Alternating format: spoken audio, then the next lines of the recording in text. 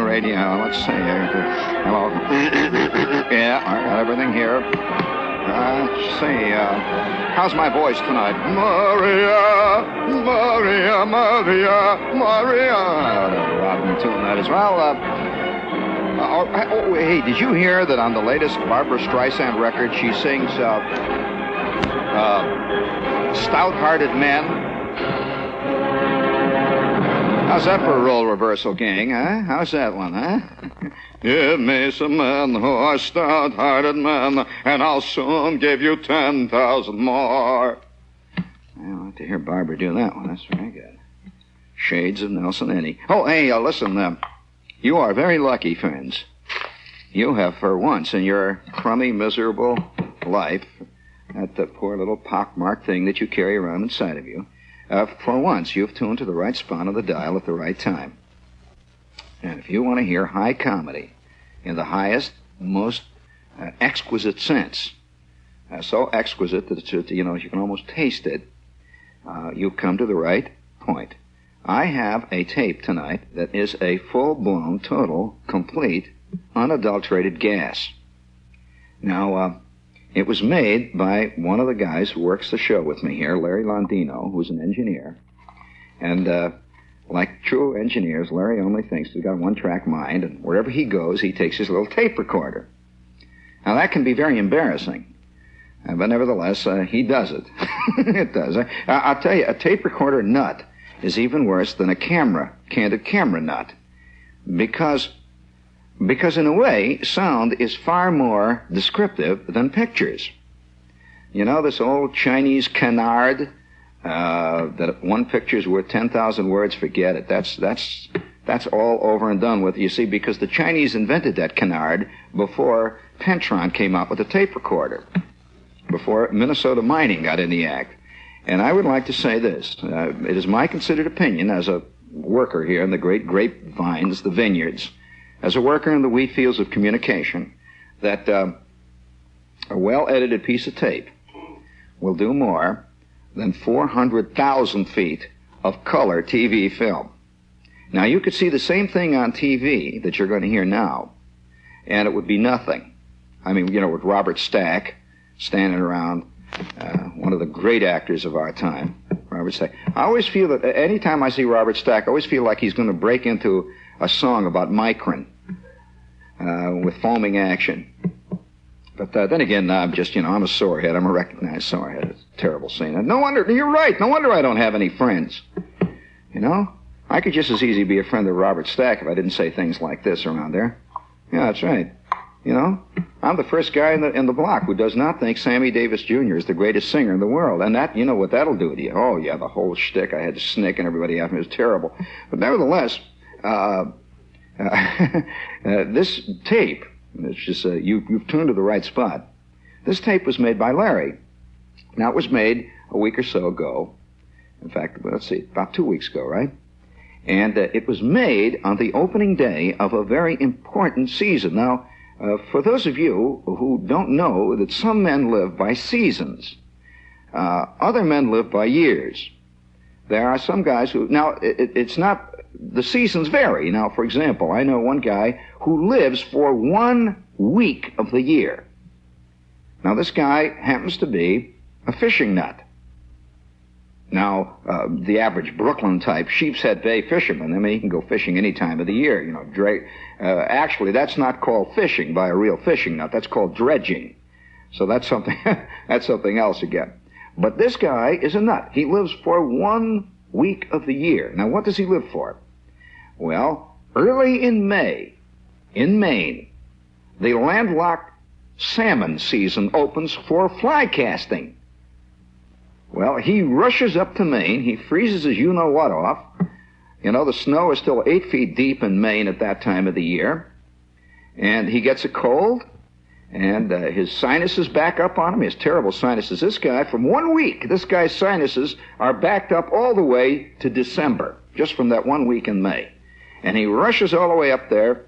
He leaves everybody in the lurch. He runs up, quits his job, the whole scene. If his boss told him he couldn't go, he would tell his boss a terrible thing to do with his job. So the boss knows it. So every week that 1 week, he runs up to Maine, and he takes out his casting rod, and he goes out like mad, and the ice floes are all around him, and he has this Indian guide, and for 1 week, he flays the surface of this poor innocent lake, never catches anything. He has never caught a landlocked salmon. But that doesn't matter. Then the week is over, and his year is done. He goes back home, and he thinks about next year. Now, that's a seasonal man. Now, there is the kind of guy who lives for those 10 Sundays when Joe Namath is running around out there. You know, I mean, it's kind of silly, but nevertheless, there are people who do devote their lives, and all during the winter. Oh, yes, I suspect that eventually the pro football season is going to be a year-round operation. And not only that, they're going to have 3 games a day. They're going to have a morning game, an afternoon game, and a doubleheader at lunchtime and supper, and there's going to be a triple header from 8 until 10 that night, and there's going to be 7,000 teams, you know, the expansion, you know, that everybody. We all know that that's good for football. And for those of you who have seen the Miami Dolphins play, you know how good expansion has been for football. Matter of fact, the Hessville Eagles could have beaten that crowd. No wonder Joe set a record against them. They play beanbags, not football. But nevertheless, that's a seasonal man. One of the most virulent of all the seasonal people you're going to hear tonight, one of the nuttiest of all the seasonal nuts, is the duck hunter. And if you have never seen a duck hunter in full flight, if you've never seen a duck hunter with the heat on him, as a matter of fact, a duck hunter in heat is a sight. I mean, with a canvas jacket, these guys, they read magazines and they buy books and they sit around all year and polish their 12-gauge shotgun and dream dreams of these beautiful V flights of mallards coming in the dawn. Yeah, and they always see themselves, every duck hunter I've ever known. In fact, you see pictures on Field and Stream and Sports Afield of these duck hunters standing up in a canvas boat. You see, and they're dynamic-looking guys, square-jawed, and they are apparently in a trackless wilderness. Have you noticed that? The pictures always shows them. You see all around them cattails and reeds, and you see coming in at 4 o'clock. You see coming in at 150 feet, you see this magnificent flight of canvasbacks, all of them weighing 7 pounds, and all of them are in this perfect formation, and these guys are standing up, and the dogs are waiting to go out and catch the birds, you know, and bring them in and all that stuff. But the point is that the duck hunter always sees himself in a sylvan setting. He sees himself alone, too. He sees himself hunting these ducks in a kind of wilderness like the Great Swamp of New Jersey. Well, now, Larry Londino, just one hour or two before the duck season, and incidentally, for those of you who don't know anything about ducks and the duck season always opens at dawn. At 6 a.m. It's not really dawn. It's a little light. But it's dawn. It's dark. And duck hunters go out on the opening day. Now, no good duck hunter, ever misses opening day. This is, really seriously, this is like one of the devout not making the scene on Easter. You just don't miss this day. This is a big day.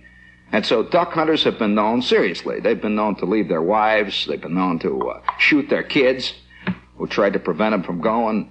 They've been, the madness is unbelievable. And so, as the duck season opens, the night before, duck hunters prepare. They've got their license, they've got their canvas coats out, they've got them all loaded with 12-gauge shotgun shells, and it's a terrible thing. You have to get up so early in the morning to go duck hunting. About 3 o'clock in the morning, they get in their cars, and they go out into the wilderness. And it's usually cold. 6 o'clock in the morning. They usually get out there around 4 or 5. And they get out into their blind. Now, Larry told me that he went out, and he's not a duck hunter particularly, but he was with these duck hunters. And you'll see what I mean in just a few seconds. I'll tell you, they really are. And he took along his tape recorder just for, just kicks. And so at 4 o'clock in the morning, they were sitting in a little boat. There were 3 of them. And he said it was so black out there. And they were way out in Jersey somewhere, out in the swamps, out in the lake out there. And way up somewhere near Dover, out in Jersey, out in the hills there. And it's absolutely, he says, he did not see a soul. Dead silence. And the 3 of them were sitting in a boat. It's 4 o'clock in the morning. They've got their 12-gauge shotguns already. They've got their dogs. And the silent water is all around them. And Larry said he had this feeling that he was so alone, they were so alone in the wilderness that there wasn't another person within 500 miles of him. And now it's 5 o'clock in the morning, and they're watching their watches, very careful. It's 5:30 in the morning. Remember, the duck season opens at exactly 6 a.m. It is now 5:45. And they're beginning to get a little anxious. It's exciting. It's all year long. They've been waiting for this moment. It is now 5 minutes to 6. And from way off in the distance, they can hear the sound just about a minute and a half before 6. A warden off in the distance, way off somewhere, fired off a gun to show them that the duck hunting season was now in full flight. And he said there was a pause. And all the while, his tape recorder is running. He thinks they're by themselves out in the wilderness. There's not a soul. And now you will hear the exact instant that the duck season opened in New Jersey about 2 weeks ago. Remember, it is 6 a.m., and Larry thinks he's all by himself. There are just 3 guys, himself, 2 other guys. And here is the first word. Suddenly, over the far hill, in the bleak dawn, appears a duck. And we hear... Come on. Here they come, baby. Here they come. Get ready. Here they come. They're going over there. Here they come.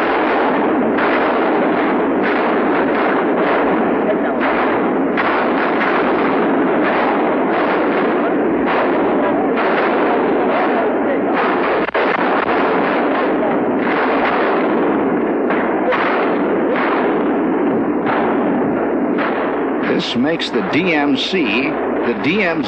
like greasy kid stuff. Talk about Mig Alley. You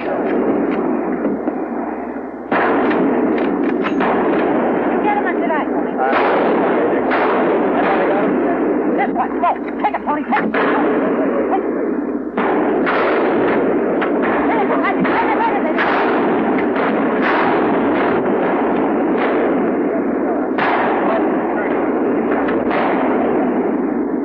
Get him on that side. Don't keep getting up like this. Where's that one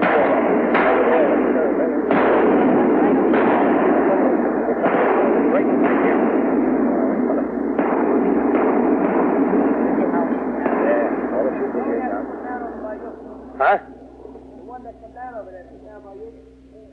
Did it come down? Yeah. Yeah, we shot it. We got one that come down. What's too far? Well, there you heard the opening of duck season in Jersey. And Larry said that there was more flame. He said that from all around in the distance. He said he thought they were alone, He said suddenly guys jumped out of the bushes. He said there were more. And for those of you who want to know the results, well, they got 2 ducks. One walked into camp. He gave himself up. And, and the other one had been drinking and never did get off the water. But listening to that scene, I'll tell you, it just reminds you once again, being a duck in Jersey is hell. It just ain't easy. That reminds me, speaking of sitting ducks, this is WOR in New York, friends.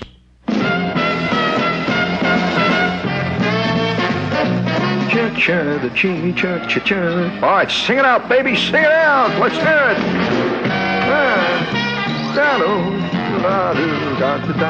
Come on, sing it, baby. Yes, friends, all in favor of having a party, holler, hey, Miller High Life. Miller High Life beer is the life of the party, Dad. In ice-cold bottles and in cans, Miller spells instant fun, instant hospitality, and instant conviviality. So when you plan the party, plan to serve popular Miller High Life, the life of the party, the champagne of bottled beer, with the quality that reflects, of course, your magnificent good taste, because you're a person with such great taste. You're a person who really knows what's happening, man. And if you serve Miller High Life, that shows that you're one of the real people. So buy the right one, man. Miller High Life. Wow. And by the way, in case you're coming down to the limelight this week, Larry will be behind the control board. And he's saying one of the great moments, though, came when he was sitting down in that little boat there, and the guns are going off all around him, and the the lead, the little pellets kept falling down. So it was coming down like rain from the sky, hit them on the hat and all that. But that reminds me, before we get into this, that reminds me of something, though. Hunting. I'm not a hunting type, particularly. Before we get into that, I'd like to remind you, speaking of the Limelight, that we are going to be at the Limelight again this week from 10:30 until midnight. And by the way, I have to reiterate, there are no tickets to the Limelight. People keep writing me. I get letters from all over the country saying, please send me tickets to the Limelight. No tickets at all involved. And we're down there every Saturday night from 10. We usually start the show really earlier, about 10:10 to about 10. Then we go on the air at 10:30, and we stick around till midnight. And it's wild, I'll tell you. I look forward all week to doing that show down at the Limelight. That is, I get letters from people. It's funny. The crowd divides into two separate crowds. There's one crowd that digs the Limelight show to the end, and then there's the other crowd that I guess it's curious. They hear people laughing, and they can't quite figure out what the scene is. Do you know that up in Connecticut, there's a whole lot of kids who have Limelight parties every Saturday night, and they turn on the Limelight, the show, and their radios. They sit around down in the basement. And, of course, a few years ago when we first started the Limelight show, they would eat popcorn and drink Yoo-Hoo. But things have changed. And now on Saturday night, they turn on the Limelight. And you know how Connecticut is. You've been reading about Connecticut recently, haven't you? Oh, boy. I understand our show is great for accompanying various things. However, if you'd like to make the Limelight scene, I would suggest you give them a call for a reservation, because you don't want to get disappointed, come all the way down and find that you're sitting up at the bar. So give them a call at Oregon 52212, and they'll take your reservation. We'll be down there. Listening to that scene there. Now, I'm going to warn you. This is a hunting story. And whenever I pick up, I do a great deal of writing these days for Field and Stream. And I get the magazine and I read it. It comes in the office, and I read about these intrepid hunters. And have you ever noticed almost every story in these outdoor magazines begins with Charlie and I got into the car at dawn, and we headed out into the wilderness. Little did we realize that 15 minutes later we were to discover this bass lake that had never been discovered by man. In fact, the foot of man had never stepped upon these shores. Well, 5 minutes after Charlie got his tackle out of the back of the station wagon, the bass were chasing him through the woods, attempting to steal his bassarino from him. They were jumping into the creel. They never have the story of the other way around. The story of total and abject failure, which is more like what most of us actually have happened to us. And also the strange passions that come to light in the various pursuits that can be found out in the primal wilderness. Oh, yeah. For example, I'm up in Maine one time. Now, I'm a man of the city. Now, I live in New York. I'm up in Maine one time, and I'm standing on the shore of this lake. And all of a sudden, I see, out in the water there, I see a dot moving across the surface. And I take my glasses, and I look through the glasses, and I'll be doggone if it isn't a moose. And there's a moose out there swimming out in the water, and he's about 400 feet across. It's a fantastic head. I'll tell you, the head was, just, the antlers alone must have stretched 30 feet. He had a wingspan on him like a DC-7, And he is out there swimming in this water, and behind him is a dog swimming. And this dog must have weighed 12 pounds. And the dog is going, ow, ow, ow. And the moose is swimming along across the water, and he keeps turning his head back and looking at this dog. And I thought to myself, dog, maybe your concept of the moose world is only abstract. But if you ever catch up with that moose, it's going to be not abstract any longer, but it's going to be real. As a matter of fact, I don't know of any more ferocious creature than a moose. And then I thought to myself, is this like man? He himself is pursuing things which he does not really know the meaning of and the final implication about. Well, one time, I learned these things early as a kid. I'm 16 years old. Now, I know I was 16 specifically because I had to buy a hunting license. And in the state of Indiana, you do not have to buy a hunting license until you're 16. And that was a big moment. You know, I was now old enough to buy a license, and that makes you very official. You go out and you buy this license, a resident license, it costs $2.50, and you get a button. They issue a button out in Indiana that you put on your hunting cap. You have this little corduroy hat. And I had been reading these magazines like a nut. I was a real, but all totally abstract. I was a totally abstract outdoor nut. And I had been reading Hunting and Fishing magazine and Field and Stream, and I'd been reading magazines like Sports Afield. And my specialty was really dreaming about fishing. We rarely went fishing in our family, but I would always think about it. And hunting was something that guys did in stories. Now, there was a lot of hunting, though, around our area out there. They had a lot of rabbits. They had pheasants. They had quail. And they had each other. That's one thing that hunters do a lot of. They wing each other in the bushes once in a while, you know. And that can be exciting. And do you know that up in Maine today, if you shoot a moose, you get 5 years? That's right. If you shoot a person by mistake in hunting, the average sentence is about 11 months. I'm telling you the truth. A friend of mine just came back from Maine. He said he was amazed that if you shoot a moose out of season, it's 5 years, Dad, and like a $1,000 fine or something. He says, but if you shoot a person and you're hunting up there, the average sentence is about 11 months. So, he was up there in the woods, and he had this .30-06 there, and he sees this guy going through the woods, and he's weighing up against, he's thinking about this. Let's see if you shoot a person out of season. And he wanted to shoot something. He came all the way up there, hadn't seen anything but a couple of rocks, and some beer cans, and he wanted to shoot something. I will not tell you how it came out, except to say that he's got to go back up. His hearing is next month. But nevertheless, he got him. He says he's having him mounted.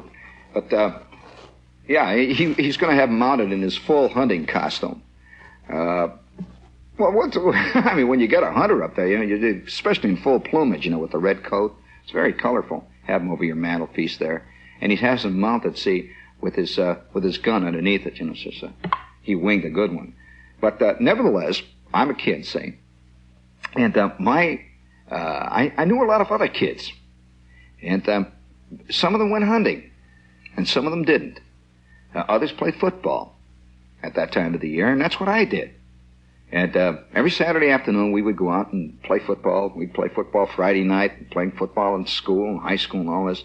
And hunting was a very abstract thing to me, until one day I had one of the most embarrassing, rotten moments I ever had happen in my life that came about as a result of the spirit of the chase. And I'm going to ask a question here that may sound somewhat peculiar. Have any of you ever heard of a creature called the snipe? You have? Are you sure? You know what a snipe is, huh? Well, have any of you ever gone out hunting snipe? Do you know, would you like to hunt snipe, friend? Huh? Nothing like hunting snipes. Well, let me tell you about the time I went hunting snipes, and I'm 16 years old. I shall never, ever forget it. The old man had these friends, Zudoc, Harry Gertz, that crowd. And, they whenever any season came around, these guys would take part in it, but they took part in it the way office workers take part in stuff. Like, for example, the fishing season would come along, and they'd get all excited, and they'd talk a lot about it. And finally, late in July, after the season was open for 7 months, they would go out and rent a rowboat made out of lead at 2 o'clock in the morning and row out to the middle of Cedar Lake and drink Atlas Prager beer and swear, tell dirty stories, and fish for crappies. This would extend from about 2 a.m. to about 2:45 a.m., when Gertz would fall in. They would pull Gertz back in the boat, and then they would row back into shore and finally get all the slimy water out of Gertz and all the Atlas Prager out of them, and then they would come home. And that would be fishing. And they always talk about going fishing again, see? Well, they were that kind. Well, one day they decided they were going hunting. They're all going to go hunting. Well, my old man never went hunting. The only thing he ever hunted, was very funny. He was an ex-pool shark, and his idea of hunting was going down to the pool room and looking for a mark, that kind of thing. But they're going to go hunting. So they all go out, and they borrow these canvas coats where they put the 12-gauge shotgun shells in. The old man borrows a gun, and they take off in the Oldsmobile. Gertz, Zudak, my old man, and a guy named Sherby, Mr. Bruner. All of them take off into the dawn. Well, they did not take into account the fact that Mr. Bruner had been drinking for at least 7 months prior to this time. And they got him out. He's sick in the car all the way on out. This is later. This came out, see. They arrive at the place where they're going to hunt. And they discovered, after they got out there, that they had to have licenses. This was something that never occurred to them. And there was no place to buy licenses because they were in a swamp. So they decided, well, the hell with hunting. And they opened up the back of the Oldsmobile, and they took out this case of beer. I'm telling you exactly what happened. Well, they're sitting on the shore of the swamp drinking a beer, and my old man says, it's funny. I remember him saying, he says he never realized that beer was so good at 4 o'clock in the morning. And so they're sitting there, and it's dark, and they're drinking beer, and raising, Cain and yelling and hollering. And all of a sudden, out of the darkness, they hear these shots going off, just like the tape you heard. And the shots start going off, and these guys are watching, and it's getting dawn, and they can see the other hunters out there. And, of course, they don't have any license. They're very law-abiding types. And anyway, they were about 3/4 bagged by this point. They lost all interest in hunting.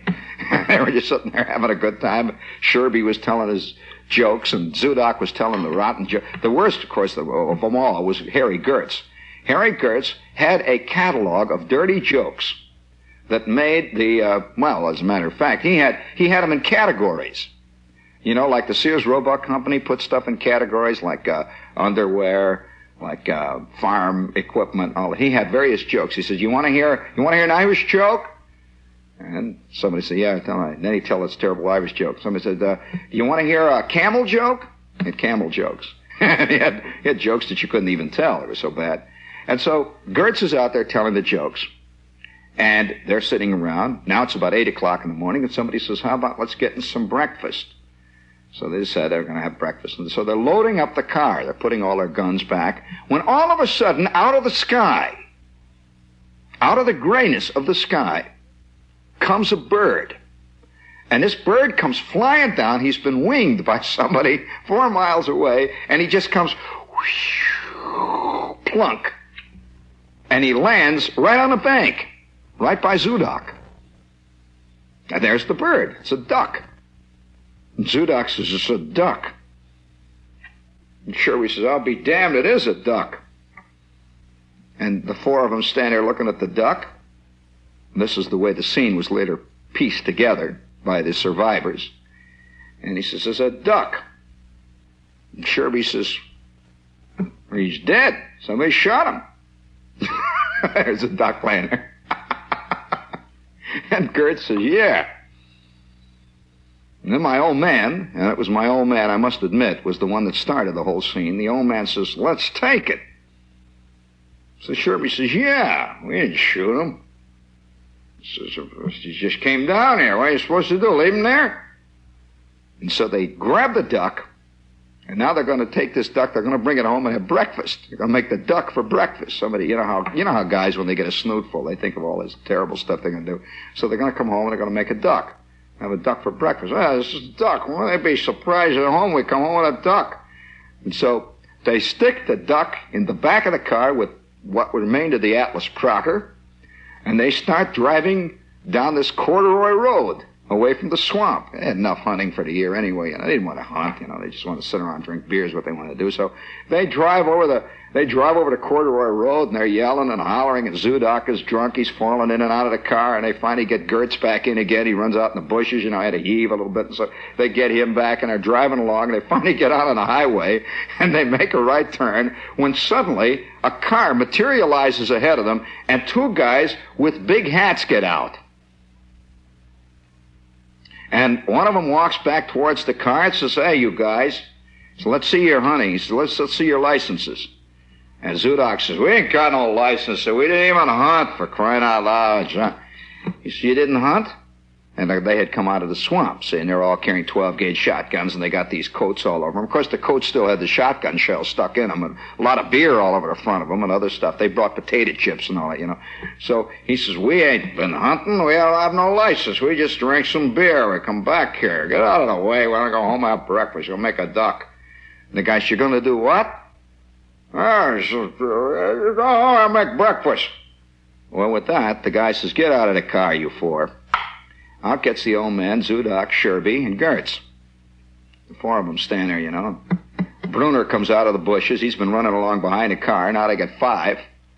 And so the guy says, okay, so let me look in the car. So the two of them start from one end of the car to the other, and they start going through the car. And Zudok is saying, we ain't been hunting. We just fired a shot. What's the matter with you? And the trunk goes up, and out comes the mallard. It's as dead as a mallard ever gets. And, you know, and he's peppered with this shot. You know, it's a beautiful shot. Whoever it was got him right in the, you know, the vital spot. And he holds this thing up, and Gertz takes one look at it and says, that's our duck. We didn't shoot him. He just came down, fell in the trunk. Just came down out of the sky like that. Well, I don't have to tell you the rest of it. They take the five of them to the local justice of the police. They line them up. And all five of them are standing there protesting like mad, which, by the way, did not help their case any, because all five of them maintained that they had not fired a shot, and yet there it is. There's a dead mallard. And so all of them, each one singly, was fined $56. By the way, this figure became legendary in our family, because any time my mother went out and like she would buy a 75-cent bottle of Evening in Paris perfume, and the old man would flip his cork and say, what is this? You think I'm made out of money? What is this? There'd be a long, pregnant silence, and my mother would say, yes, I well remember that $56 duck, which went over like a lead duck in our house all the time. And the old man would slam the door, and he'd go stalking up. So it cost him $56 for this duck. Well, naturally, you know, when they got home, there was a lot of yelling and hollering. And, oh, what an argument. I want to tell you, Larry, there was an argument in my family's house that went, and that was on a Saturday. That argument started about 4 o'clock Saturday afternoon and did not conclude till the following Arbor Day, which came, as you know, late in the spring. And this was in the fall. Well, I became very excited about hunting then. That was a big thing with me. You know, hunting was a big shtick, and I got all excited. And it was a real thing. Now, hunting became real. Sherby had been hunting, the old man had been hunting. And by the way, for your information, these two guys did not allow Sherby or my old man or Gertz or Bruner to bring the duck back. They confiscated the duck, which was the final kick in the you-know-what. But they all got the fine. And by the way, they were also all forced to buy a license, too. They had to pay whatever it is to buy the duck license, which they never used again. I mean, you know, this is the way life really works in real life, you know. And so I'm a kid, you know, and I'm getting all excited about hunting. The old man's got this shotgun now in the house, and he's got this leather jacket with the thing where the jacket where they use it for the recoil up on the shoulder and all. I'm very excited. I'm watching this thing. And one day, and I will never forget this. In fact, I never forgave the guy who was responsible for this. There was a guy in the neighborhood you never heard me talk about named George Beegee. Now, the reason I don't talk about Beegee, he and his buddy Delbert Bumpus. Now, you're going to think I made that name up, but Delbert Bumpus was Beegee's buddy, and they were big, see, and they hung around with Lawrence Stryker, these were the big kids, see, they were, you know, I was about 15, 16, these guys were like 18 and 19, they were really on top of the scene, and really hip type kids, and I'm always hanging around trying to make the scene with these guys, and one day, George Beegee says to me, he says, Shep, you're talking about hunting. He said, hey, Corky, that was Stryker's name. He says, hey, Cork, how about we take Shep snipe hunting? I said, yeah, gee whiz, I'd love to hunt snipe. That'd be great.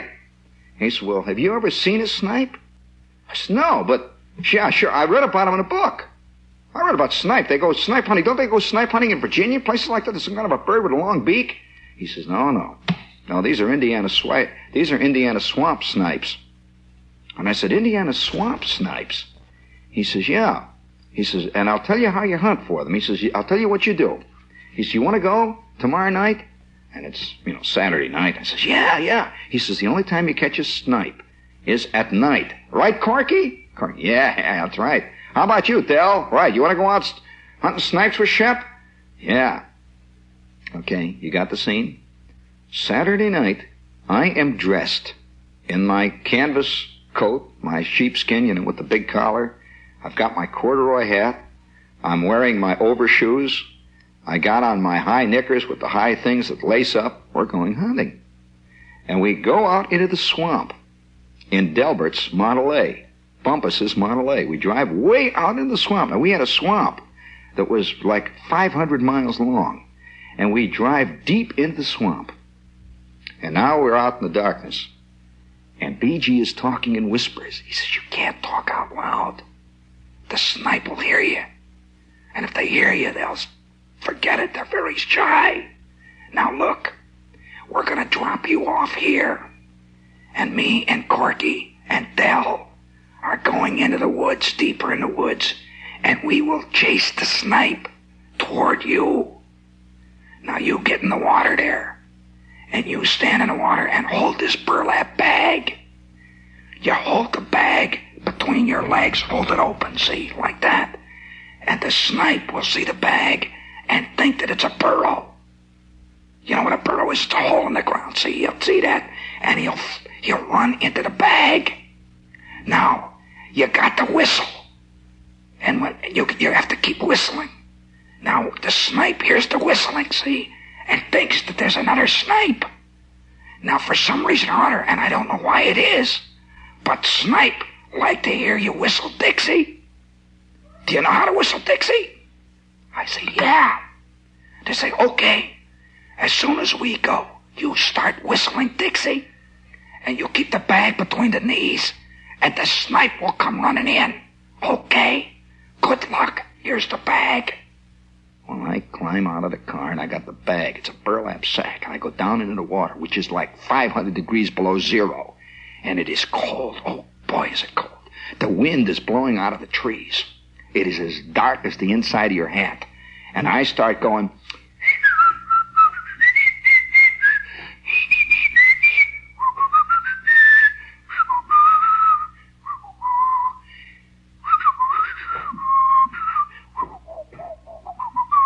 I am hunting snipe, and I'm excited. And they go off into the darkness, and they're gone. And I am suddenly aware, all around me is the swamp. I'm scared. There's nothing but darkness.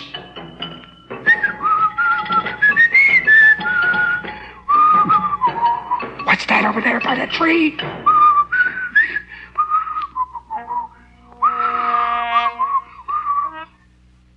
Well, I was scared out of my skull. And I am really scared. And I am still excited. I'm hunting snipe. And I got that bag between my knees, and I'm whistling Dixie.